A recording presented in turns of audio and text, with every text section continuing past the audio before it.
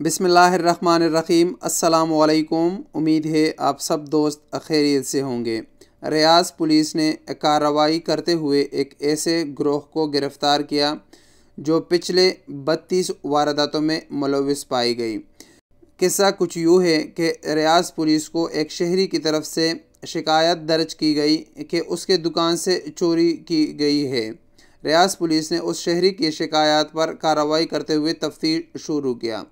तफ्तीश में मुख्तलिफ पहलू मद्देनज़र और ज़ेर गौर आए, जिसमें CCTV फुटेज और बाकी चीज़ों का जब मुआयना किया गया तो पता चला कि पिछले कई वारदातों में इस सेम तरीक़ाकार वारदात इस्तेमाल किया गया है। इस पर मज़ीद तफ्तीश करते हुए पता चला कि ये जो ग्रोह है ये 32 मुख्तलिफ जराइम में मुलव्विस पाया गया है और CCTV फुटेज की मदद से उस ग्रोह को पकड़ लिया गया और उनके कब्ज़े से मुख्तलिफ आलात भी बरामद किए गए हैं, जो केबल कटर या इस तरह ताले काटने वाले औजार भी है।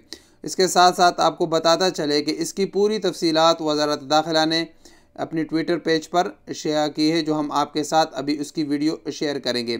बदकिस्मती से इस ग्रोह में ज़्यादातर तादाद जो है वो पाकिस्तानियों की है, जो कि लिबास से इस वीडियो में बखूबी से पहचाने जा सकते हैं।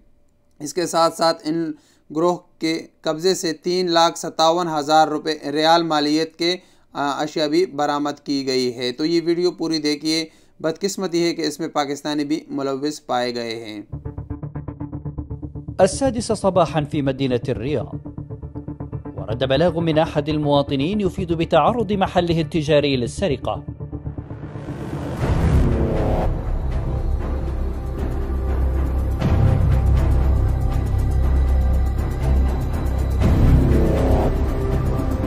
استمر المجرمون في اقتحام محل تجاري مغلق.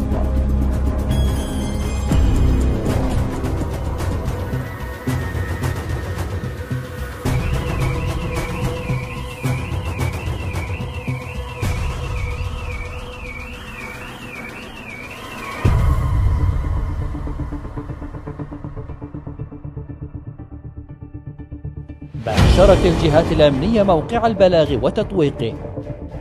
تبين أن الجريمة تشابه جرائم مماثلة وردت بلاغات عنها خلال الأيام الماضية. تمكنت الجهات الأمنية من تحديد هوية المشتبه بهم.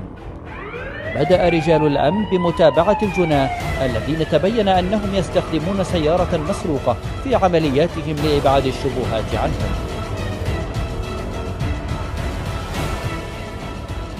فما لبثوا حتى ألقي القبض عليهم.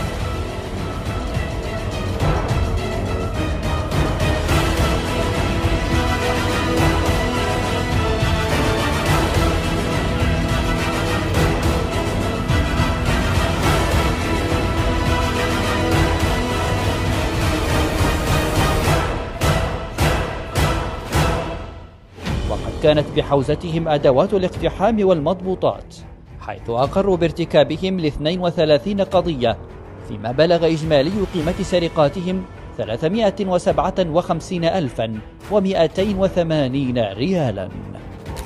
انتهت المهمة.